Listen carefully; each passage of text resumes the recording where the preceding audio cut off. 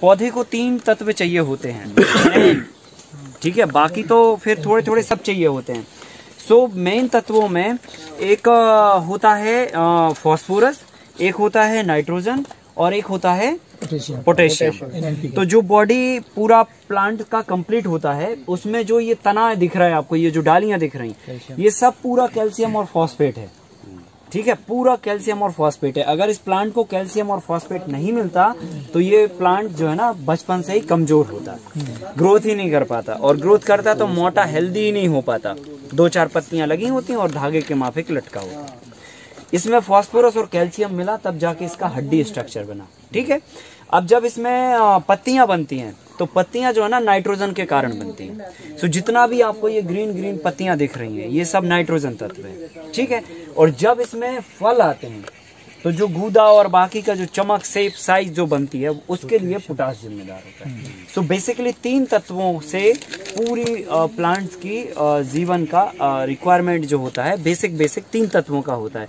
बाकी तो इसको 50-52 तत्वों की आवश्यकता होती है। हवा में नाइट्रोजन कितने % होता है? हवा में नाइट्रोजन 70% प्लस है, 70 से ज्यादा। सो ओवरऑल 50-52 तत्वों की आवश्यकता होती है। बहुत सारे लोगों ने 40 का क्लैरिफिकेशन किया, कुछ लोगों ने 44 का किया, कुछ लोगों ने 46 का किया, लेकिन बहुत सारे ऐसे तत्व हैं जो हम लोगों को अभी साइंस में पता नहीं है। सो ओवरऑल अगर करें तो 50 से 55 प्रकार के तत्वों की एक प्लांट को आवश्यकता होती है। ये कोई साइंटिफिक वो नहीं है हमारे पास का डाटा कि ये इतने ही चाहिए, पर आपको बता रहे हैं कि लगभग इतने तत्व चाहिए होते हैं, ठीक है। अब बहुत सारे तत्व तो हमें खुद भी नॉलेज में नहीं है, अभी हम और रिसर्च करते चले जा रहे हैं ना, पता करते चली जा रही है साइंस की, ये तत्व भी होता है, ये तत्व भी होता है। सो इतने तत्वों में की आवश्यकता होती है। इसमें बहुत सारे तत्व होते हैं। मेजर न्यूट्रिएंट के रूप में ये 3 तत्व होते हैं, फास्फोरस, पोटेशियम और नाइट्रोजन। फिर उसके बाद जो है ना सूक्ष्म पोषक तत्व चाहिए होते हैं, जैसे कैल्शियम है, बोरॉन है, मैग्नीशियम सल्फेट है, समझ लो ना, ये सब तत्व जो है ना सूक्ष्म पोषक तत्व कहलाते हैं। सो ये मिला के 22 के आसपास होते हैं। फिर इसमें चाहिए होते हैं एंजाइम और एसिड्स, है ना, जिसमें जिब्रालिक एसिड चाहिए, फॉलिक एसिड चाहिए, अमाइनो एसिड चाहिए, ठीक है, और बहुत सारे एंजाइम चाहिए। सो सब मिला के टोटल कंप्लीट जो डाइट मेनू है वो 50-55 तत्वों की है, ठीक है। अब होता क्या है कि जब हम वर्मी डालते हैं, सो वर्मी कंपोस्ट में जो है एंजाइम भी होते हैं, एसिड्स भी होती हैं। फॉस्फो कंपोस्ट में केवल फास्फोरस होता है, ठीक है। सो फॉस्फो कंपोस्ट हम लोग डालते हैं फास्फोरस के विकल्प के रूप में, ठीक है कि नहीं, फास्फोरस के विकल्प के रूप में हमने वो डाला। जब हम वर्मी कंपोस्ट डालते हैं तो उसमें हमें 0.5% मिलती है नाइट्रोजन और बाकी का हमें मिलता है सूक्ष्म पोषक तत्व और बाकी के एंजाइम और एसिड्स मिलते हैं, ठीक है। फिर उसके बाद जब हम नॉर्मल कंपोस्ट डालते हैं तो उसमें हमें कार्बन मिलता है और सूक्ष्म पोषक तत्व और सभी प्रकार के तत्वों का वो मिलता है। जब हम कचड़े और नमक की खाद डालते हैं तो उससे हमें पोटाश मिलती है, ठीक है। सो कुल मिला के हमने एक ओवरऑल बजट बना दिया प्लांट्स का कि भैया इसमें सब कुछ है, ठीक है। और वो सब कुछ मिक्सचर फिर हम जो है ना मिट्टी को दे के और उसको जोत देते हैं। कोई भी जैविक खाद ध्यान रखिए नमी युक्त स्पेस पे ही डलेंगे। ऐसा नहीं है कि खुला खेत है और हमने जाके स्प्रेड कर दिया और फिर हम दूसरे तीसरे दिन जाके उसकी जुताई कर रहे हैं या पानी दे रहे हैं। कई लोग ये कहते हैं कि साहब नमी तो है और डाल के और फिर चले गए किसी की बारात में, तो वो भी नहीं होना चाहिए। वो बोले नमी तो थी, है ना। सो ऐसे नहीं होना चाहिए कि नमी तो है पर आपने डाल दिया और धूप निकली तो धूप तो पहले उस पे पड़ेगी बाद में नमी पे पड़ेगी, है कि नहीं। तो आपको मिट्टी में मिक्स कर देना है। ओवरऑल जो है ना खाद जो है ना नमी युक्त स्पेस में आना चाहिए, नमी के संपर्क में आना चाहिए। तो एक सतह तो नमी के संपर्क में ऊपर से धूप पड़ेगी तो वो मामला सही नहीं होगा। तो इसलिए जो है ना हमें कभी भी जैविक खादों का इस्तेमाल करें, कोई भी जैविक खाद का इस्तेमाल करें, ध्यान रखें नमी युक्त खेत में ही हमें खादों का इस्तेमाल करना है और डालने के बाद तुरंत मिट्टी में उसे जोत देना है। अगर हमने उसे जोता नहीं तो हमारे खाद डालने का कोई मतलब नहीं निकलेगा, क्योंकि जो भी जैविक खाद है मतलब उसमें जीवन है, जीवाणु है, इसलिए उसे जैविक खाद कहा जाता है, ठीक है कि नहीं। सो जैविक खाद डालना मतलब जीवाणुओं को डालना और जीवाणु डालना मतलब हवा, भोजन और पानी का होना, ठीक है। सो हवा तो ठीक है, संपर्क में रहेगा, पानी मिट्टी के अंदर है और नमी मिट्टी के अंदर है, सो ये तीनों चीजें, चारों चीजें उसको वहां पर मिलना चाहिए। ठीक है, सो जब हम इस तरह की स्थिति होगी तब हम एक खेत में डालेंगे। और अगर मान के चलो धूप है तो कोशिश करें सुबह या शाम के समय खाद डालें और उसको तुरंत पीछे से जोत दें, है ना। और अगर दिन की स्थिति में डालना है तो डालते ही आप पीछे से उसको मिला दीजिए, मिट्टी में मिक्स हो जाना चाहिए। किसी भी इवन पौधे में भी आप दें खाद तो उस समय भी उसको डाल के और उसको मिक्स कर दें, मिला दें। ट्रीटमेंट जब किया सर, ट्रीटमेंट किया था, ट्रीटमेंट करने के बाद किस स्टेज पे खाद डलेगी? हमने ट्रीटमेंट करके 15-20 दिन। हाँ, 15-20 दिन के बाद हम ये करेंगे। जैसे ही 15 दिन हो जाए उसके बाद ये डाल के फिर से जोते हैं, फिर से जोतना है, पानी नहीं लगाना पड़ेगा। उसके बाद नमी तो आप ऐसा कर सकते हो कि भाई आपके खेत की कंडीशन कैसी है वो देखो पहले, क्योंकि हम लोग सेट स्ट्रक्चर तो बना चुके हैं, है ना, स्ट्रक्चर बना चुके हैं और इसको डाल के और आप तुरंत पीछे से उसको कल्टीवेट कर दीजिए और पीछे से पानी लगा दीजिए, है ना, बाद में लगा। हाँ, बाद में, क्योंकि पानी अगर आप पहले लगा दोगे तो फिर आप हाँ वो मिक्स करना मुश्किल हो जाएगा और फिर हमें 4-5 दिन का वेट करना पड़ेगा। अभी जो खेत हमने स्ट्रक्चर बनाया वैसे खेत में डाल सकते हैं? हाँ, वैसे में डाल सकते हैं क्योंकि उसमें नमी है। हम अभी पीछे से डाल के और पीछे से उसकी कल्टीवेशन कर देंगे, सो चल जाएगा, कोई दिक्कत नहीं है। नमी नहीं है तो ये वाला डाल के फिर जाके पानी पटा। हाँ, अगर खेत सूखा है एकदम से, ठीक है, कंडीशन ये कि भाई खेत सूखा है पूरा, तो हमें फसल बोने से पहले नमी तो उसमें देनी है। ठीक है, सो 2 तरीके हैं फिर, या तो आप पहले पानी दे दो और 4-5 दिन के बाद जब आप मिट्टी फूल जाएगी पूरी तरह से फिर जुताई करोगे, है ना, पानी देके फिर जुताई करोगे तभी फसल लगेगी। तो उस जुताई के जस्ट पहले डाल दो फिर खाद, मतलब पानी आज दे दिया, फिर 5 दिन बाद हमने खाद डाल दी और फिर जोत दिया पीछे से और फिर बुआई कर दी। और या तो फिर एक तरीका ये हो सकता है कि आप ये डाल दो और पीछे से पानी डाल दो और फिर 5 दिन के बाद आपकी उसकी जुताई करके बिजाई कर दो, ऐसा भी कर सकते। ये डाल के तुरंत पानी, मतलब या बाद में थोड़े दिन बाद पानी? नहीं, आप तो ये डाल के तुरंत पानी दे दो। अगर सूखा है खेत तो सूखा ही। हाँ, और अगर गीला है तो कोई बात ही नहीं है कि नहीं है। चलो अब इसको अपन भरते हैं और चलते हैं। गीले का जो वो जैसे अपने यहाँ है इतना तो चल जाएगा, है ना, सूखा मतलब एकदम दरार। हाँ, दरार है ना, बिल्कुल एकदम सूखा, बिल्कुल। हाँ, बाकी अपने जो है वो चल जाएगा बिल्कुल, जो इतनी नमी है ना ये तो एकदम चल जाएगा। मतलब डालने के बाद 1-2 दिन बाद। हाँ, ये ले लो तसला, वो ले लो सारे, उस तरफ की इस तरफ और दोनों इस तरफ की इस तरफ।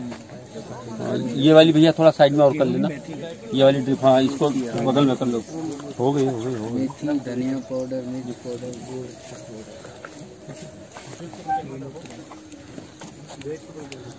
हटा दी ना, ठीक है। अब हम लोग कंपोस्ट डालेंगे। तो ये मान के चलो कि अगर हम 2 टन पर एकड़ का हिसाब से 10 टन का डोज बना रहे हैं पूरे एकड़ में, सो 10 टन के हिसाब से हम लोग अंदाज से ये 10 तसले इसमें डाल रहे हैं। एक तसले में 10 किलो के आसपास है, सो समझ लो कि वो हमने 10 टन का पूरा कंप्लीट डोज बनाया है। और फिर एक अंदाज बना लिया कि भाई 10 तसले या 15 तसले एक लाइन में लगेंगे, क्योंकि लाइन सबकी बड़ी छोटी होगी जिस तरह से भी, तो उतना क्वांटिटी का मटेरियल अपन को इतने एरिया में डालना है, ये अब ध्यान में रखना, ठीक है। अब ये जो पूरा कंप्लीट बना हुआ मिक्सचर है इसको अपन ब्रॉडकास्ट करेंगे। सो ब्रॉडकास्ट करने के लिए बस ऐसे आप नीचे हाथ लगाओगे और ऐसे ऐसे गोल गोल घुमाते जाओगे, ऐसे समझ गए ना। देखो प्रॉपर डला कि नहीं डला, ठीक है। हाँ, ऐसे ऐसे ऐसे गोल गोल घुमाओगे ना, ये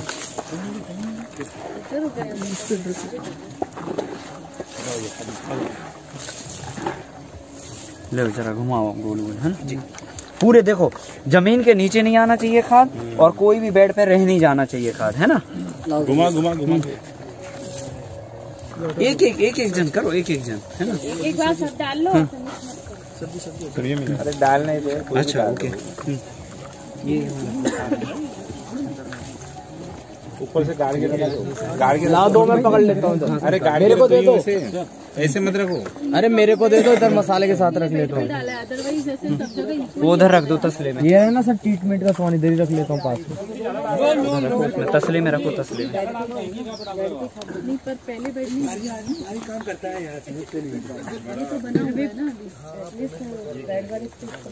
डबल डबल क्यों कर रहे हो? कहीं ज्यादा डाल रहे हो, कहीं छोड़ रहे हो आप लोग। सर वो आगे पीछे दोनों एक ही पे डाल रहे हैं ना। सर ये अपन को बेड पे डालना है। ये तो भादा कहते हैं इसे। हाँ गोंद ये सर ये समस्या अपन को खत्म बेड पे नहीं डालना है तो ज्यादा अच्छा है। ये खत्म नहीं होगा सर। फायदा थोड़ी ज्यादा वहाँ नहीं पसंद नहीं होगा। डालना, वहाँ नहीं डालना। अरे स्पीड से भाग रहे हो।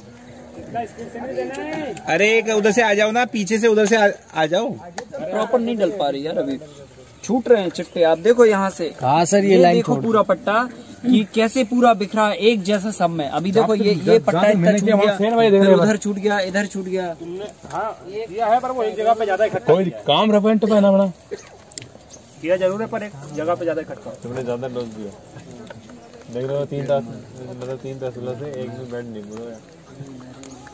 जबकि एक तस्ला हो रहा है। एक जैसी समस्या तो हर जगह, ये तो हर एक जगह हर जगह। ये हमारे ये तरफ से और इस तरफ से इसको थोड़ा थोड़ा गोड़ देंगे, है ना। ऐसे फिर जाके कर देंगे, गोड़ देंगे। इकट्ठा नहीं करना, मिलाएंगे। बेड बनाएंगे अपन 3.5 फीट चौड़ा, 3 से 3.5 फीट, ठीक है। और हाइट रखेंगे 1 से बस 2 इंच।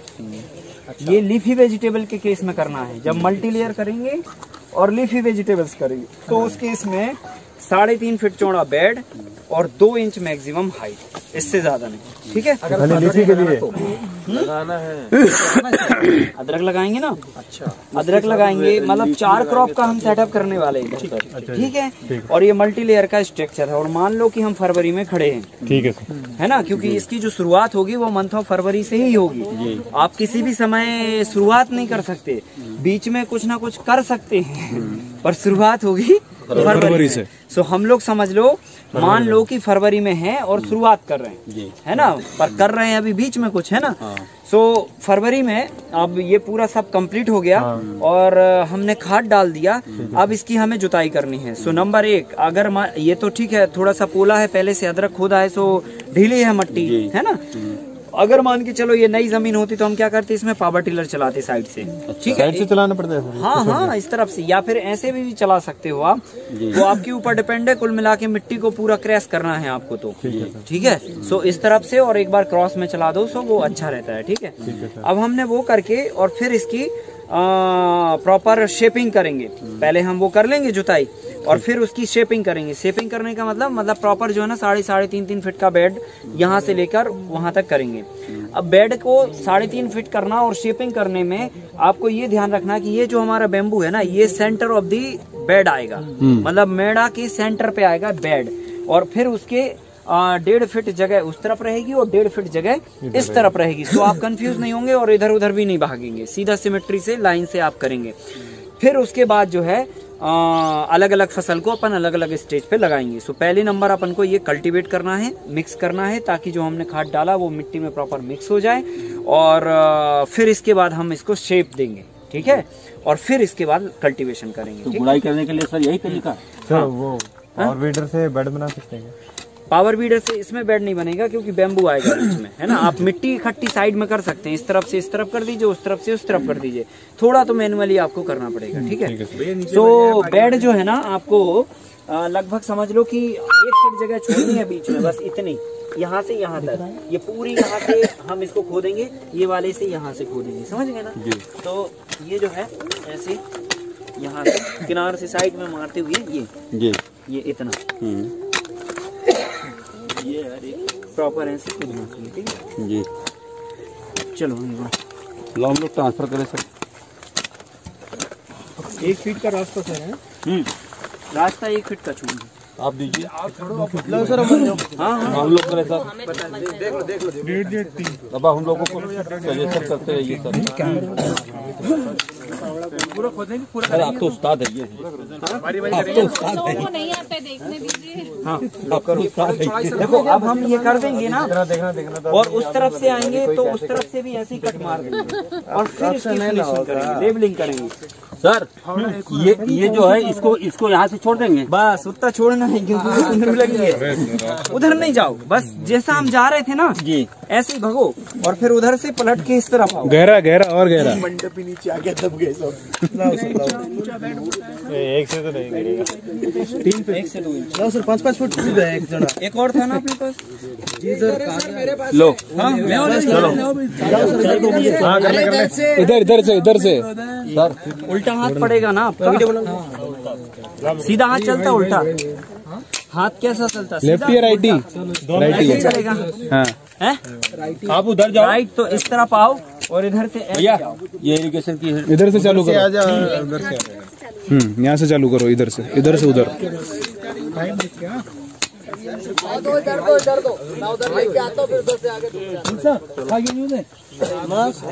इनको वहीं से करने दो, इनका सीधा हाथ है, जिनका उल्टा हाथ होगा वो यहाँ से काट दिया। अरे यार ये पाइप हटा दे, पाइप हटा दे।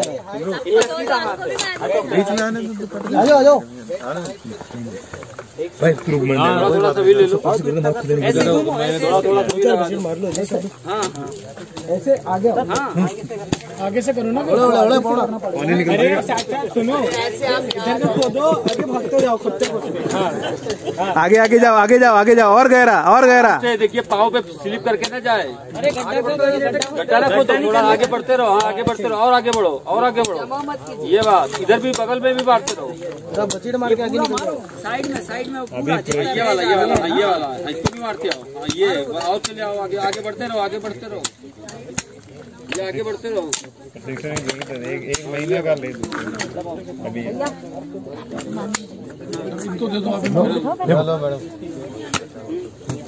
नहीं आप पूरे में पत्थर आता है इसमें वैसे ना।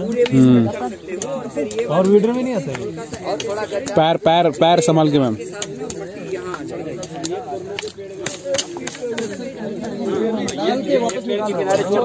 जब आपका बैग बना हो फिर उसके बाद आप खाली बैठ नहीं चलो और चलो। थोड़ा आगे बढ़ते रहो। हाँ इधर वाली मिट्टी उसके ऊपर जाती रहे। हाँ चलो। शेप समझो, फैलाना अलग चीज होती है और शेप देना।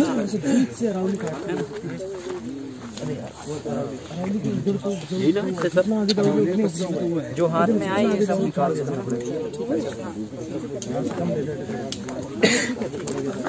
आओ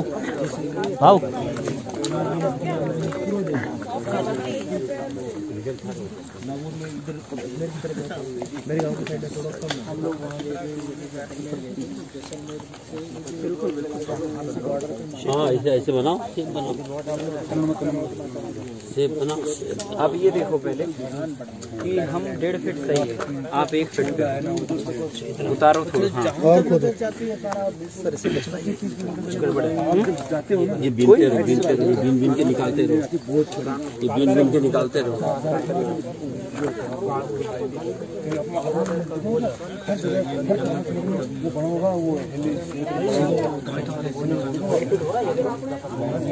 देख लो ना, अपोजिट का मिला लो। देखो सेंटर में पास क्या, ये देखो यहाँ सेंटर में छोड़ के सब खड़ा। चलो चौड़ा करो। चलो भैया और बढ़ लो, और आगे बढ़ लो। उठ के बढ़ लो। अरे ये साइड किया नहीं है, ये बाकी है। वो साइड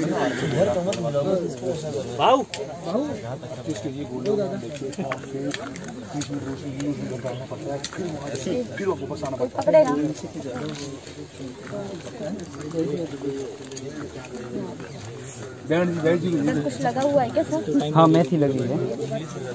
आप ऐसे आ जाओ, इस तरफ आना। हाँ उस तरफ से आ जाओ ना, उस तरफ से और आगे से। साइड में भी खोदो, साइड में भी। ये क्रॉस करना है हमें। ये जो साइड है ना, ये साइड यहाँ तक खुदना चाहिए। और आगे चलो भैया, और आगे।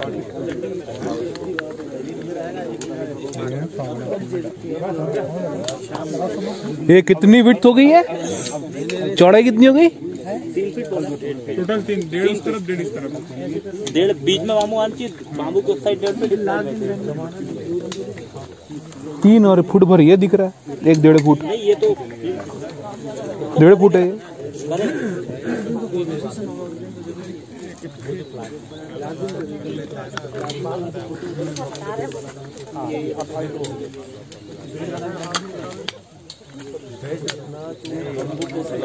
बनाओ उसे पूरा करो। हाँ कर देंगे बेटा। बराबर करना है, फोड़ के कचड़े को बीनते रहना है। कचड़े को बीनते रहना है। इसके लिए कितना हटाएंगे? कंकड़ बहुत सारे